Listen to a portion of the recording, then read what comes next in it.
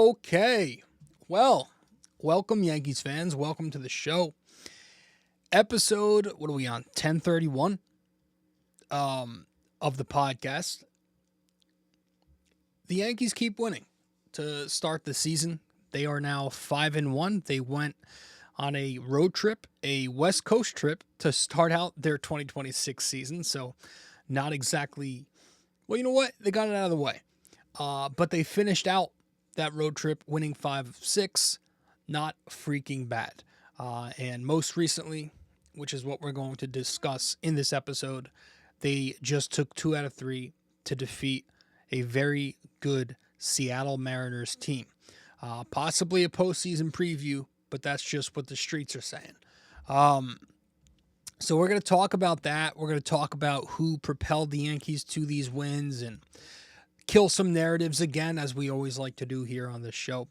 And just talk baseball, because that's what I want to do more of this year.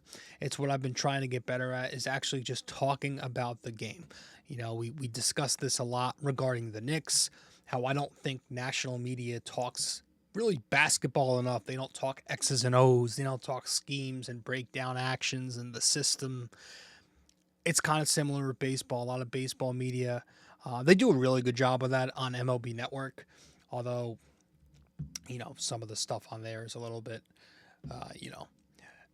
off, but not enough, I feel like, baseball talk, not enough talk about the actual aspects of the game, you know, things that baseball fans care about. And so we're going to talk baseball in this ep, of course. But let's talk about this series where the Yankees take 2 out of 3 against the Mariners in Seattle, again, to start out their season. And they keep rolling, and they move to 5-1 to start the season before coming back home now. But you go back to, what was it? Was it Monday? This was Monday, Tuesday, Wednesday series. Yeah. Monday, the Yankees lost the first game of the series, so they get it the hard way. But they lost the first one 2-1. You had the lefty Ryan Weathers making his debut for the Yankees against the righty Luis Castillo. To start with Ryan Weathers real quick, not a lot to take away from this.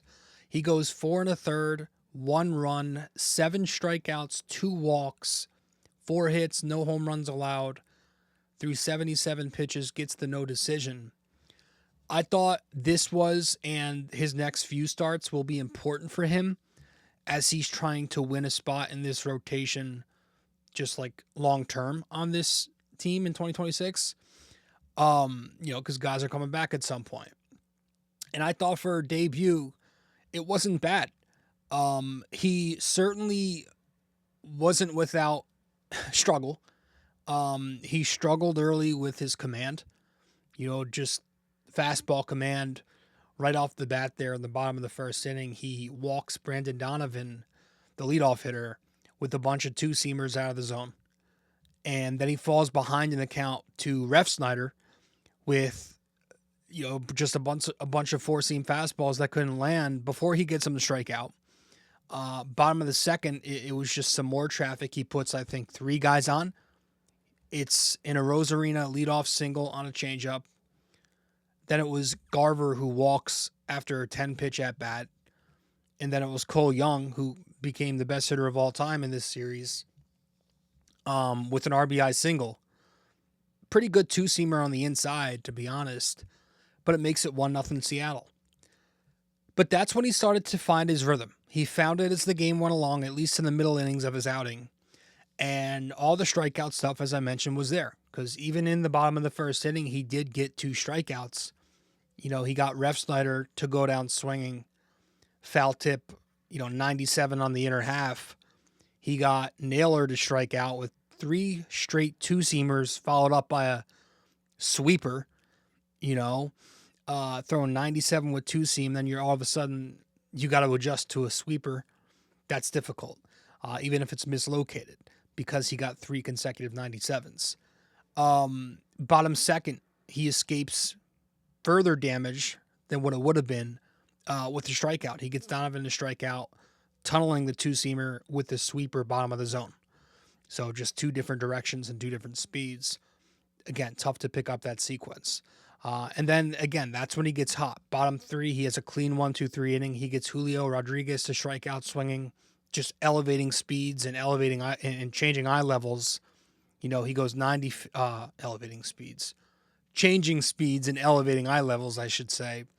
He goes 97 up top for a swing and miss, change up low and away after that for a swing and miss, and then goes 97 back up top again for a swing and miss. So he Ks him on 3 pitches. Bottom four, another clean 1-2-3 inning for Weathers.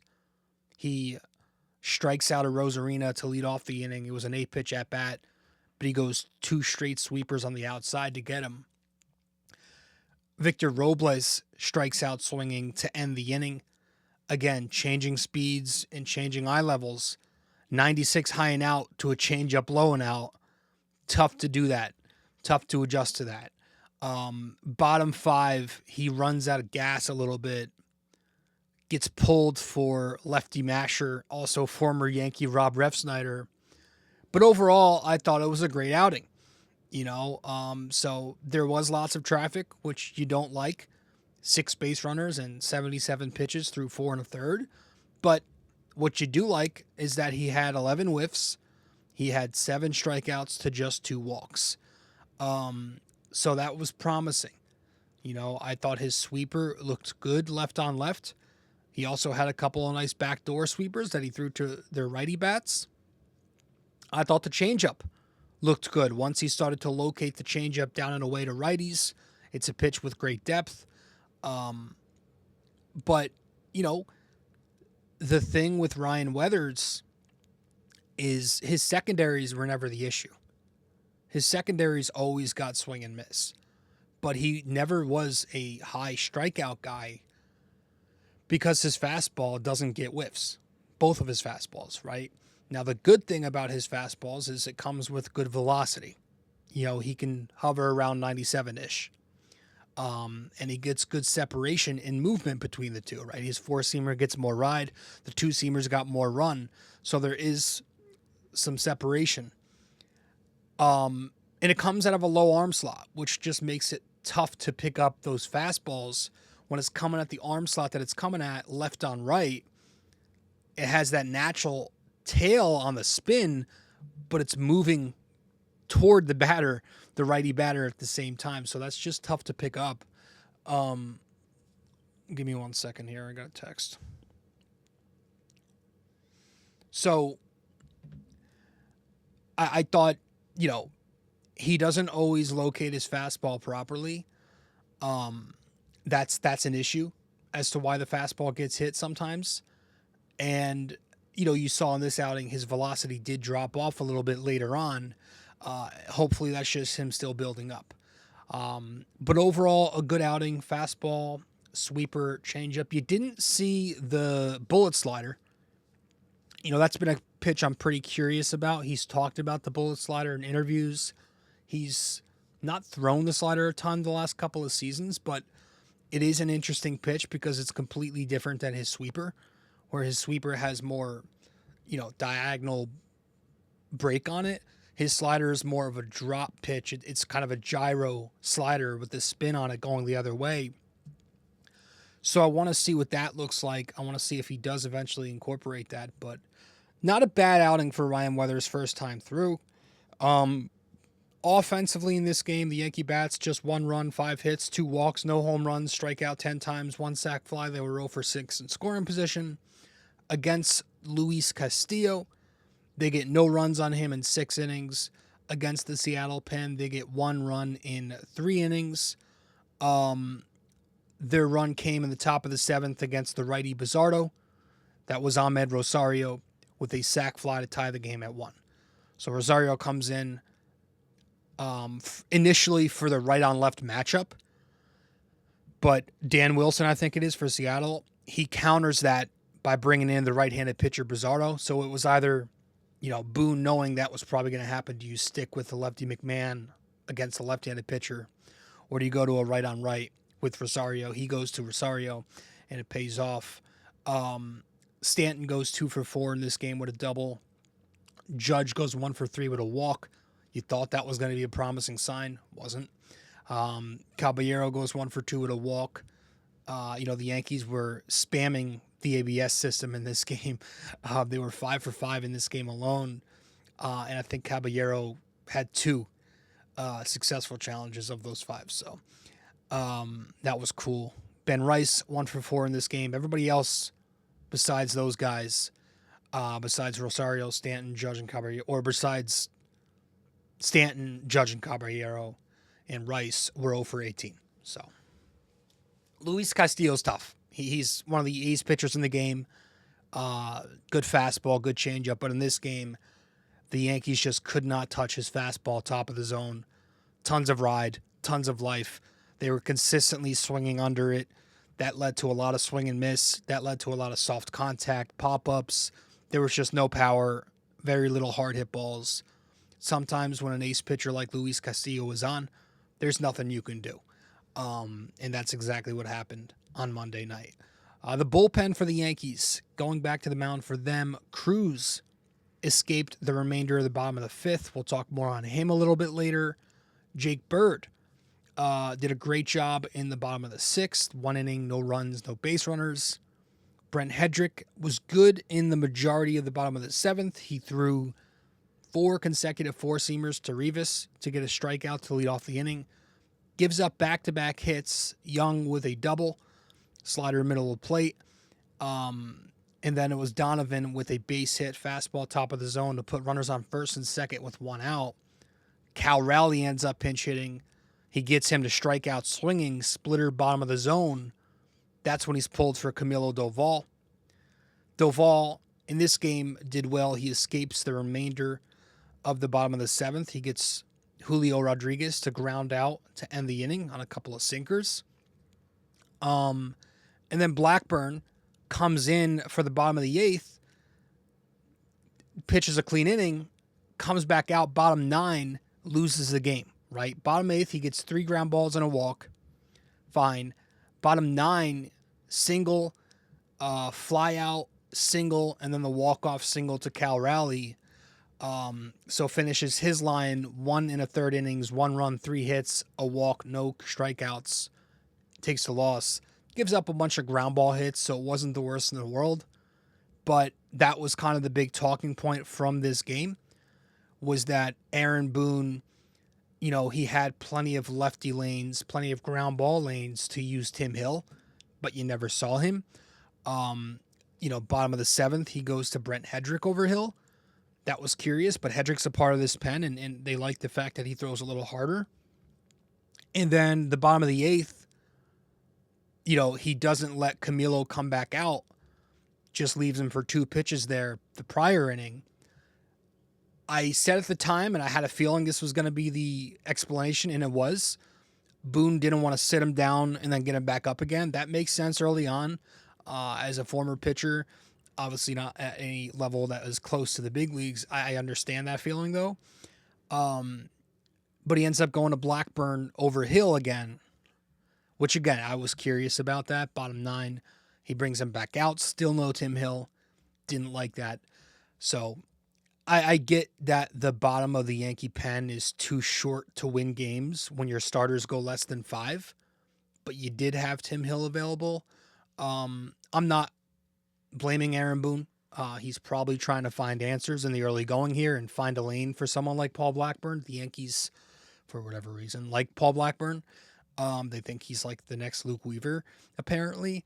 But I'm not going to get upset at using him. I would say if there's anything I'm confused about, it's why he's on this roster. Given the Yankees got through the spring pretty healthy, and Paul Blackburn is not a guy who brings much in terms of stuff. You already have Yarbrough as your long relief arm. I would much rather see Rafael Montero or Angel Chavi or even Yeri De Los Santos, guys like that, get a shot. But they cut someone, who was it? Osvaldo Bido, who was the guy they eventually end up letting go for Blackburn. Again, he's a guy who has, the stuff's declined. The sinker's not what it was. Maybe they like the sweeper. I don't know. I just don't think he's that good. But overall, the loss is not on the manager. The loss is not on any relief pitching. The loss is on the Yankee bats, who, you know, just didn't do enough. The Yankees gave up a bunch of singles and soft ground balls that found holes and bloop singles that dropped in. That's nothing you can do about that. They made their pitches. But like, that's not good offense. You take that every time. It was the pitching that's been phenomenal, limiting hard contact, keeping everything on the ground. I'm not going to blame the pitching.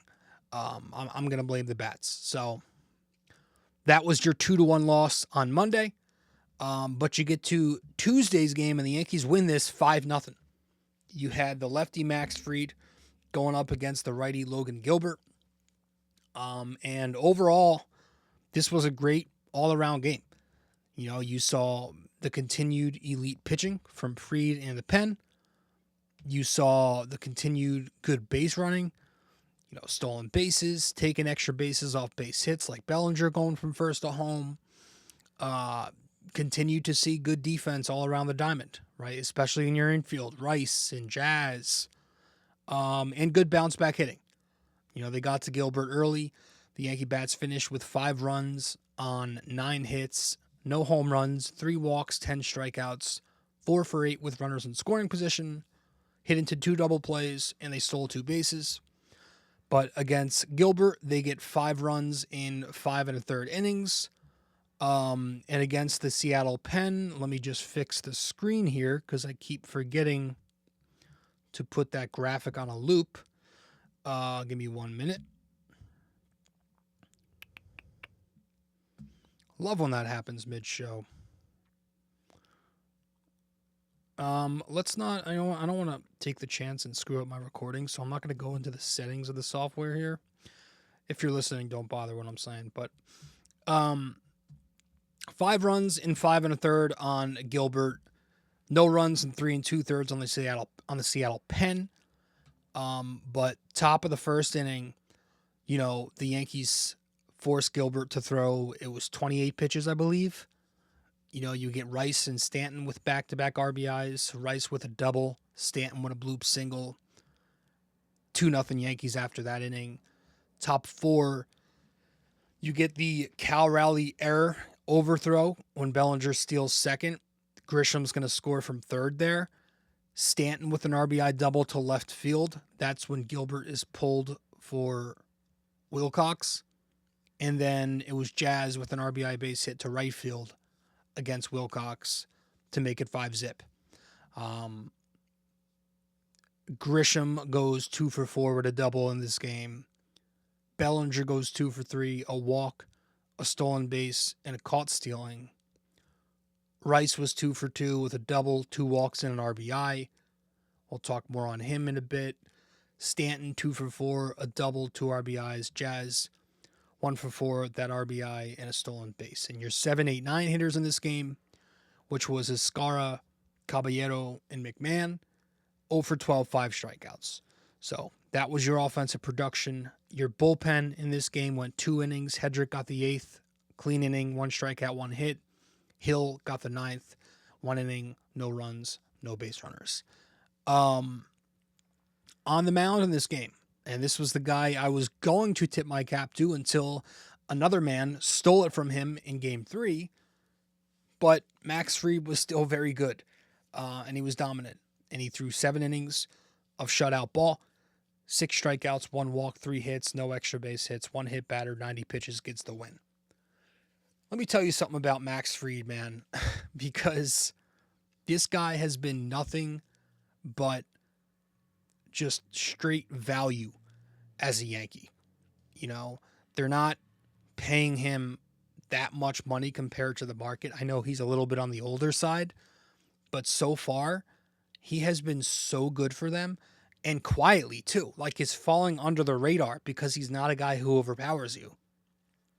It's quiet, but this is a guy who's got the best ERA in the league this decade. He's somebody who's got a 2.67 ERA, 152 ERA plus, in 34 starts as a Yankee. And so far to start this season, he's got a 0.00 ERA in 13 and a third innings. He dominated the usual Max Fried way once again, where he just digs deep into his mix with even usage on his pitches, and he sequences all these pitches well. 27% four seam, 21% sinker, 17% cutter, 14% changeup, 11% curve, 10% sweeper. So he uses everything at a decent amount. Again, changing eye levels, north to south, side to side, changing speeds, going from the 95-mile-an-hour fastball to the 70-something mile an hour overhand curveball. Try hitting that. Just inducing soft ground ball contact consistently. The average exit velo on his balls in play in this game was about 84 miles an hour. He got 7 ground ball outs in this game. And adding a little bit of swing and miss, too. He got 9 whiffs and struck out 6 in this game. He was going fastball top of the zone for a lot of swing and miss. The Mariner righties were off balance all night. The changeup got a lot of chase. That got a lot of whiff. The cutter, same thing. The overhand curveball, he was dropping that in for strikes. And the Seattle lefties were also off balance, going sinker on the inner half of the plate, the occasional sweeper slider to the outside. So Fried was awesome. He was awesome again.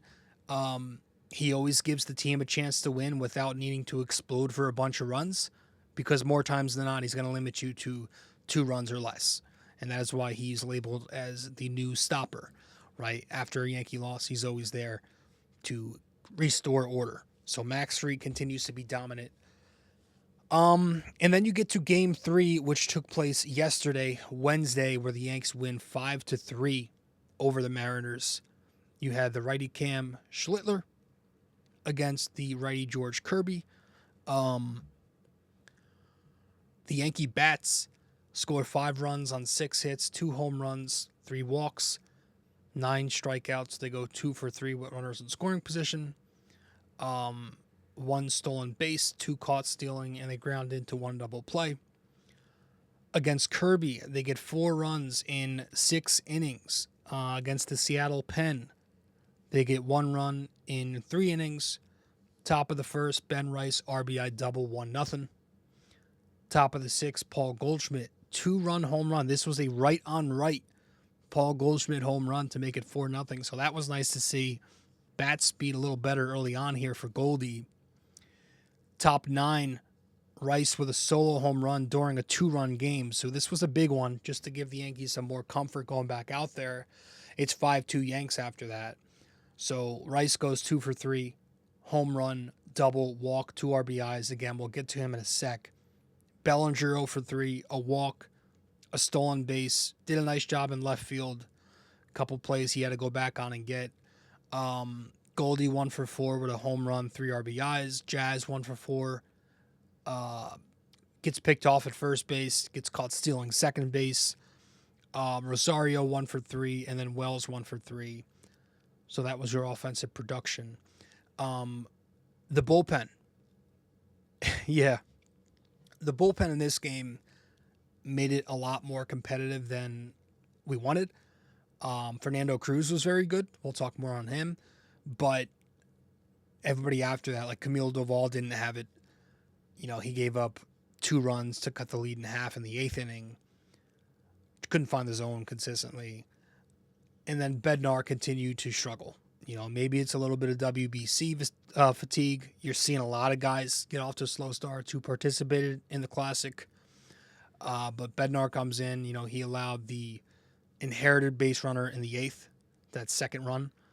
And then he gave up another run in the 9th to make it a 2-run game again. So he lets up a lot of traffic, throws 40 pitches in his outing, continues to get off to this very slow start. He's not getting swing and miss, so it's just something to watch early on here. Hopefully he gets some rest and eventually is back to what the Yankees need him to be, because they've had issues with closers the last couple of years.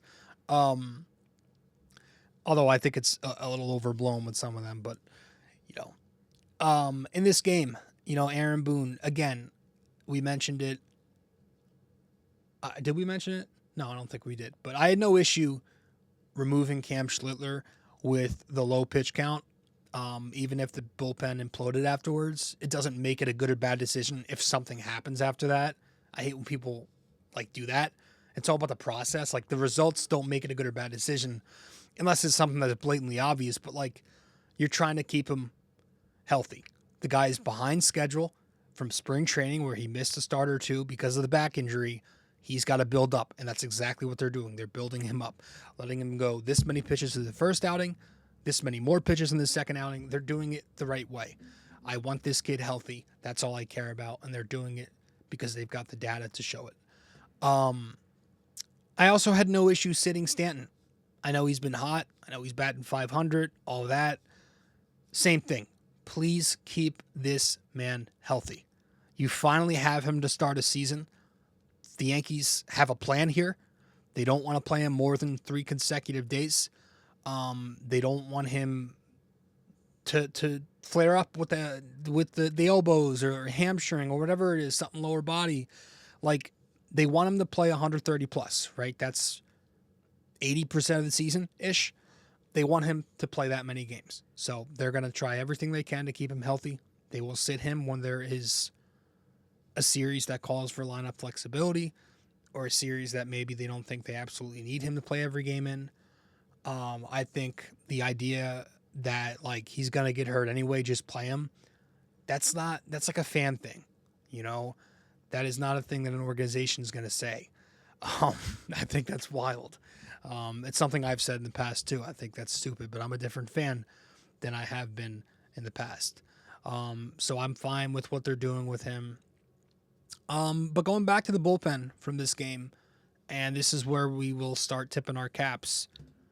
I thought Fernando Cruz, and not just in this game, but in the series, was excellent. So we're going to tip our cap because Fernando Cruz has the best forkball in the business. It's a filthy pitch, you know, and specifically it was Monday where he comes in with 2 runners in scoring position, 1 out. The Yankees are down 1-0. Comes in the middle of the game, and he just spams his forkball for 2 strikeouts, and he also gets 6 whiffs on 6 swings.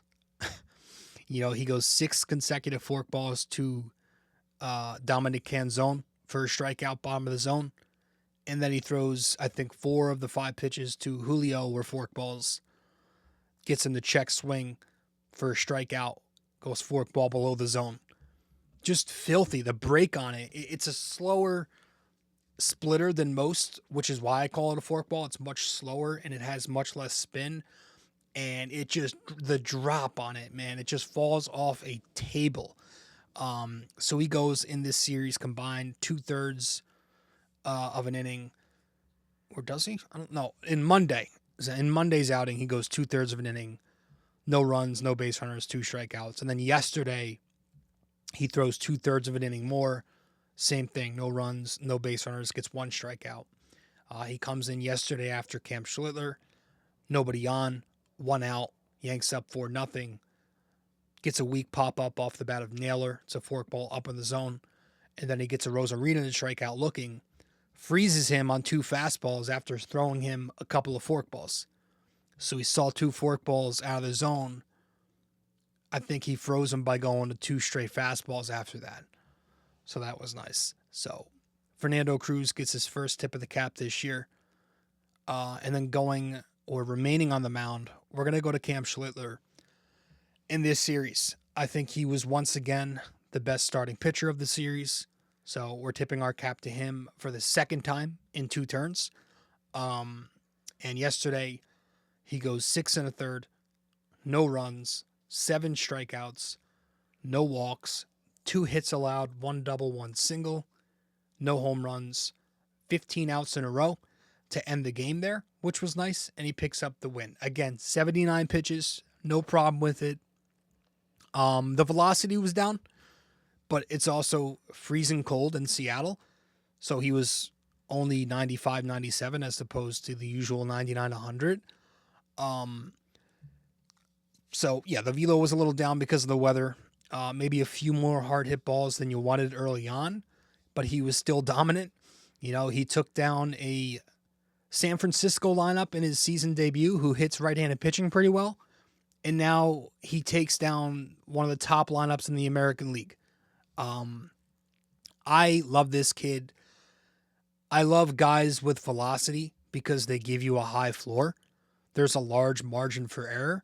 You can miss your spot when you're throwing hard and still get, you can mislocate a fastball middle of the plate and still get a whiff, even when you don't have your usual 100. If you're only missing with 97, you're still going to get a swing and miss if you're Cam Schlittler.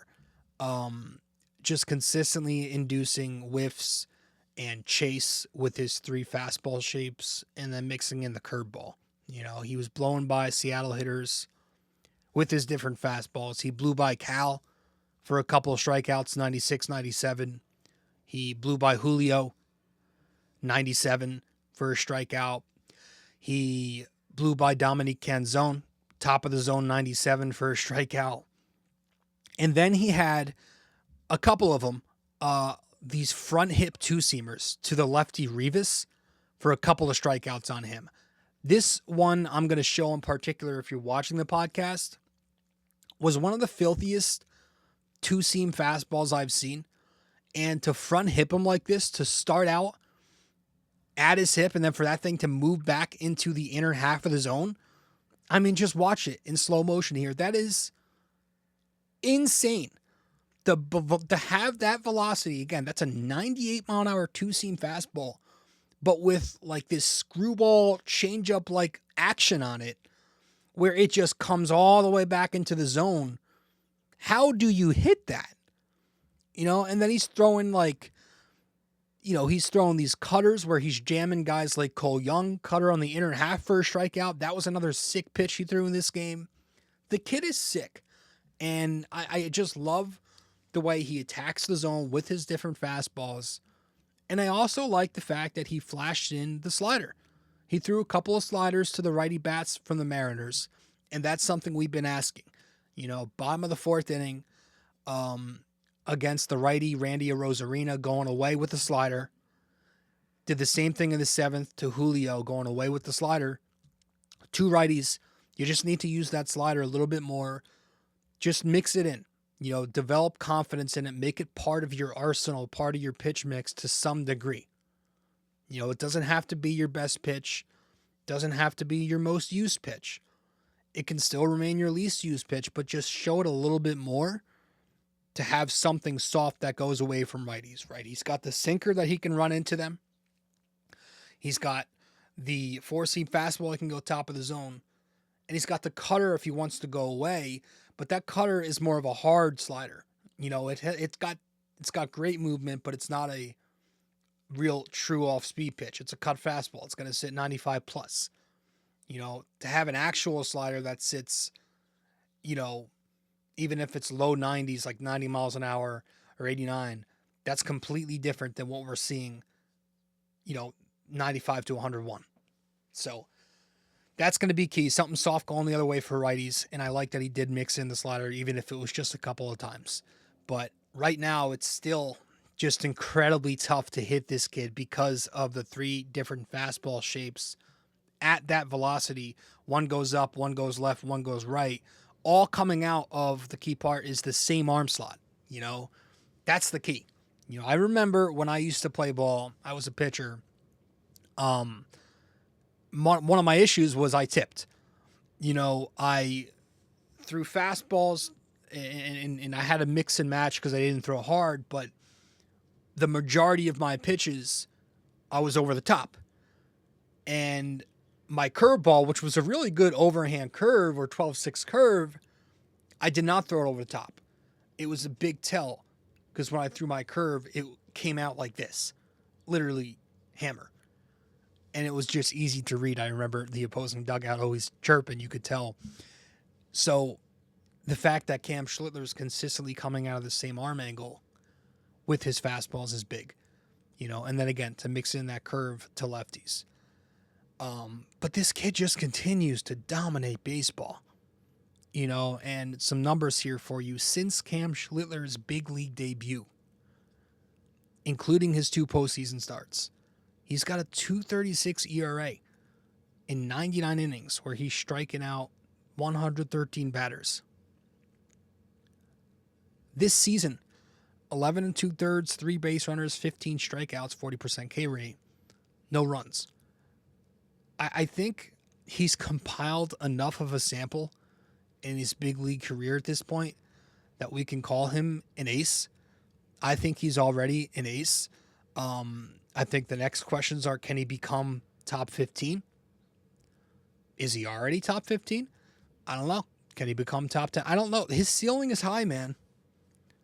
And I don't think there's enough PR on this kid. I mean, this is a kid who was in AA last year. And he was throwing in the mid to low 90s. Now he's upper 90s. And he's dominating. And he broke out and he made noise, yes, in that wild card start. But it can be even more. That's how talented this kid is. So I don't think he gets enough credit. And I don't think the Yankees are also getting credit either. I don't think the Yankees are getting enough credit for their player development being really good. And that's something I want to touch on when we get back from our first break here, is the Yankees player development. Let's talk on that for a little bit in just a sec. Quick break here, guys. Stay connected with BD4 on social media. Follow us on Instagram and X at BD4Pod, and find us on Facebook by searching BD4. Don't miss out. Join the conversation. Want more BD4? Subscribe to our YouTube channel and never miss an episode. Hit that like button, drop a comment, and share with your fellow fans. Don't forget to ring that bell so you're always the first to know when a new video drops. Love BD4 but don't have the time to sit down and watch? Don't forget to subscribe on Apple Podcasts and Spotify so you never miss an episode. And if you're enjoying the show, leave us a 5-star rating and a quick review. It helps us grow and keeps the conversation going. Okay, welcome back to the show. Episode 1031, I believe, of the podcast. I don't think the Yankees are getting enough credit for their player development being very good. Both pitchers and position players, to be honest. They've gotten a bad rep because in, the social media age, everything's just kind of blown up. And, you can go back to guys like Mateo and Sheffield and Adams and Frazier and Gary and Andujar and Bird. And yes, there have been some busts.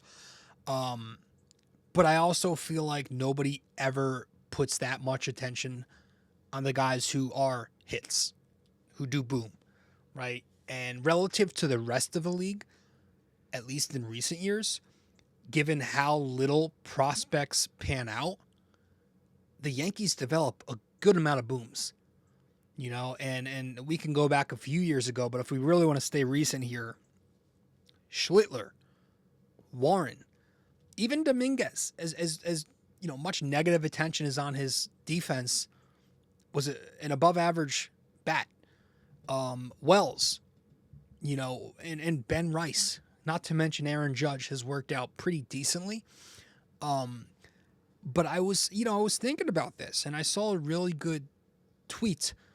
Hate saying that word, tweets. I saw a good post on Twitter by one of the guys at Fireside, Ryan Garcia, on Twitter, and I'm going to read it word for word here because I thought it was perfectly put.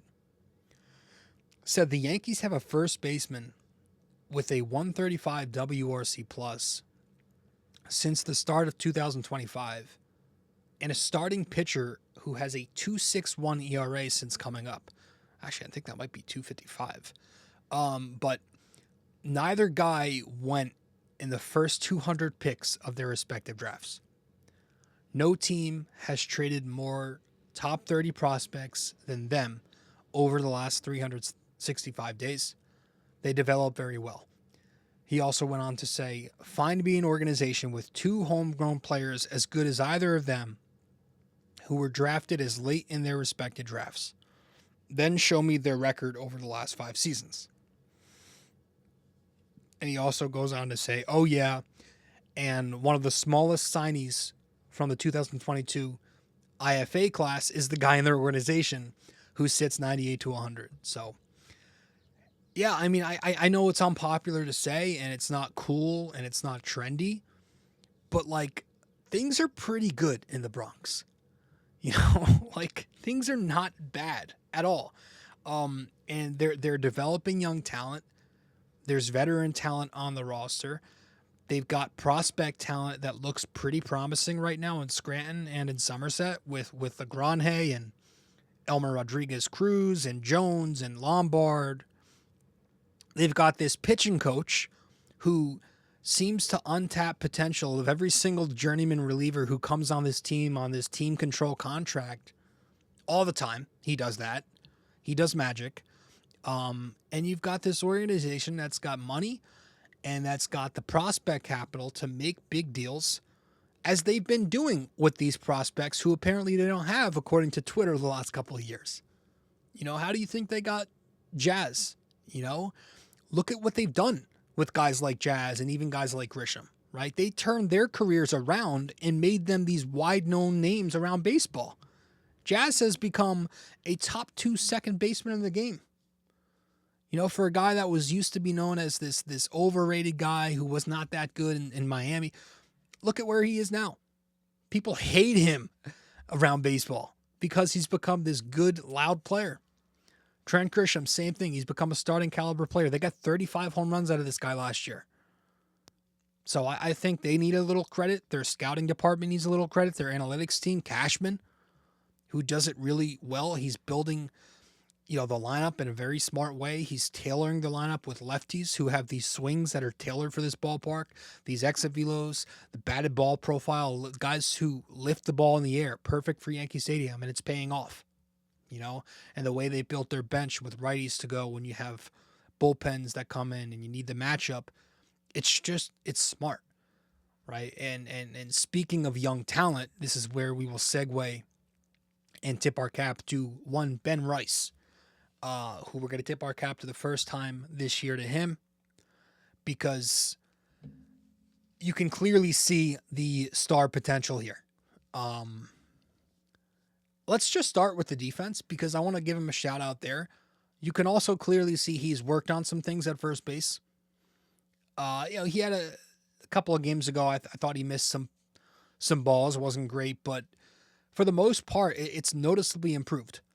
I think so far through a few games, his outs above average is still 0, but I don't think he's been bad so far early on. And it never was bad.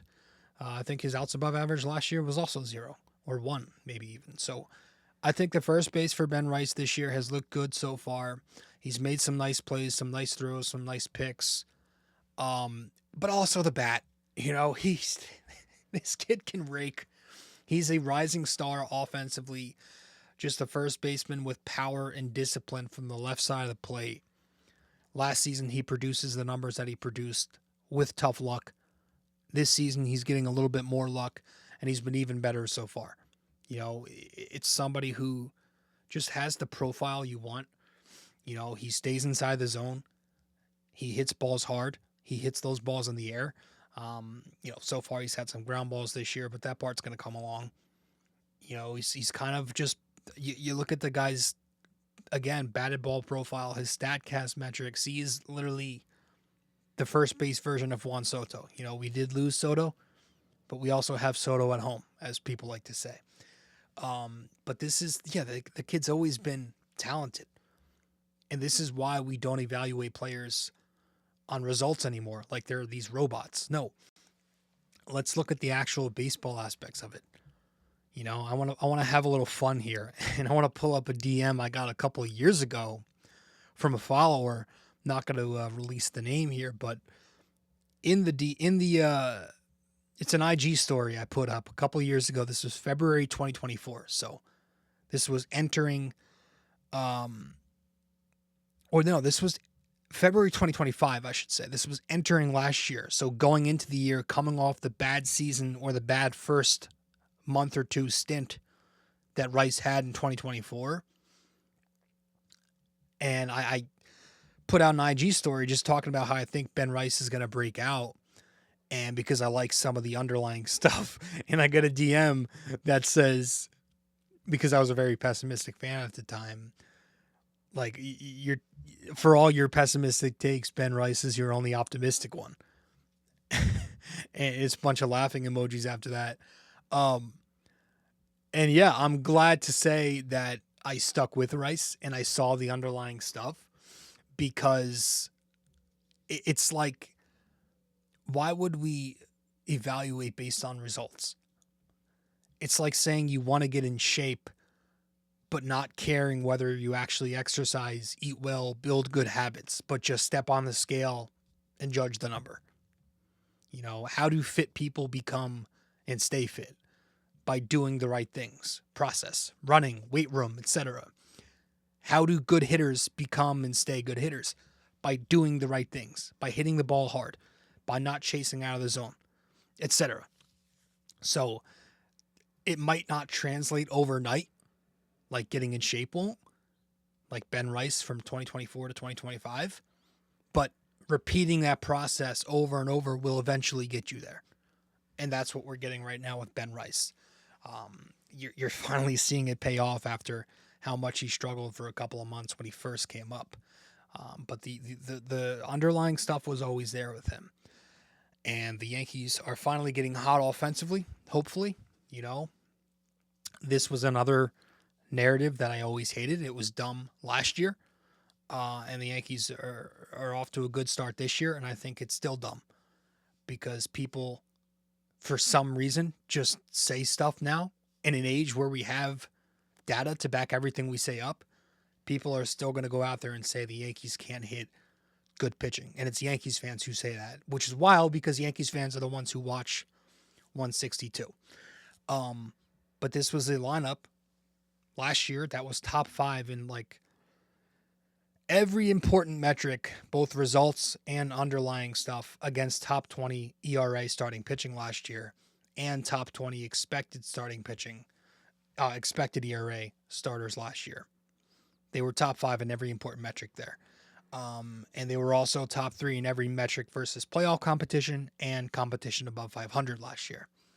Not that any of that matters, because if you need any further proof that regular season doesn't translate to postseason, the Yankees didn't hit Gausman and Yasavage in that Toronto series. Why? Because playoffs are a series of 5-game samples, and the regular season is an entire 162.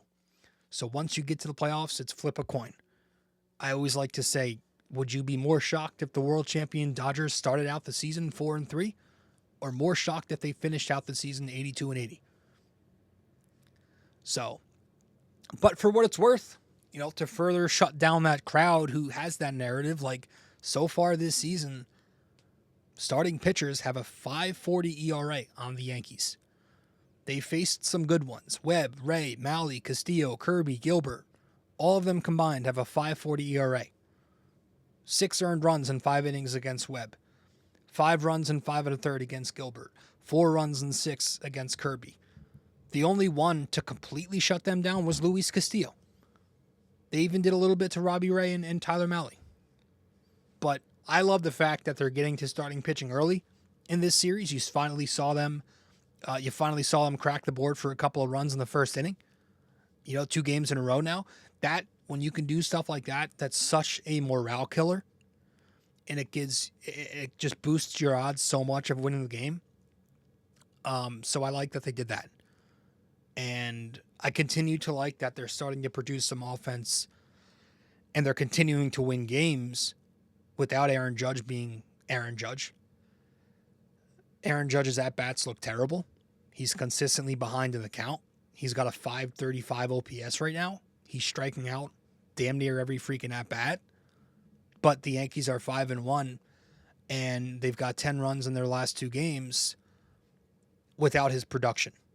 You know, this lineup had, I think, 6 guys, maybe more, with a 120 OPS plus or better last year.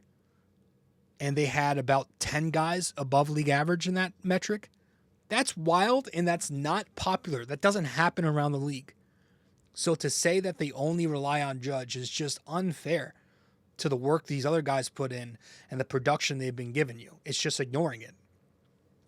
And so far to start this season, I think Grisham's process has been very good. He's ripping the baseball and his at-bats have been good. He's going to come around. Even if it's not to the level that he was at last year, I still expect an above-average hitting season from him. Jazz has proven to be a good bat by now. He's going to come around. Bellinger's off to a fine start. Rice is tearing the cover off the ball right now. Stanton, same thing. I think the only true concern I have is the bottom of the order right now. But again, that's the bottom of the order. The bottom of the order, contrary to popular belief, doesn't need to produce amazing offense like a lot of fans believe. It's the bottom of the order for a reason. Would I like at least one of McMahon, Wells, and Caballero to produce average offense? Yeah, I would. You know, McMahon and Wells, their at-bats have not been good. Neither has Caballero's. You know, McMahon is supposed to be a guy who walks and hits the ball hard. He's just not giving you anything right now. Wells is struggling to hit a fastball. Caballero looks awful on both sides of the diamond, to be honest. His throws have been very short. I'm actually excited for Volpe. You know, I want to see what a healthy Volpe can look like. Caballero right now, the defense is not doing it. The offense, you know, he's got a 417 OPS to start. I like him a lot. I think he'll be fine in his role, but I don't think he should take over the job. I think Anthony Volpe has shown us that when he is healthy, he can still be an elite shortstop and an elite base runner. Even if the offense is marginally better or similar to Jose Caballero, the other baseball aspects like base running and defense alone make him that 3.5 WAR player that he was not too long ago. So for a 24-year-old kid and a former top prospect, I don't think it's crazy to say I'm not giving up on him yet. I don't think he's going to be an amazing player, but I don't think he's not a starting caliber player in this league. Just because, you know, mainstream podcasts and trolls and memes on the internet and Twitter says it's the cool thing to do doesn't mean it's the right thing. I love Caballero. You know, they got him to be this kind of pesky guy, 3 years of team control. Can't hate it. But I don't think he is who a lot of Yankees fans think he is. He's not this like Volpe predecessor, nor should he be. He's literally the same as Volpe, but with lesser upside and 5 years older, right? So if Volpe does get healthy and he returns at the end of the month and he looks good at shortstop, I'm absolutely fine with that as your starting shortstop going forward, as long as the defense is there. I don't need the offense to be amazing if he's going to give you Gold Glove caliber defense. That's the guy I prefer. So, kind of got off track there at the end, but we were just talking about how the team can develop talent. Anyways, good series for the Yanks. Did not sweep, but they did take 2 out of 3. And up next, they've got the day off today to travel back home.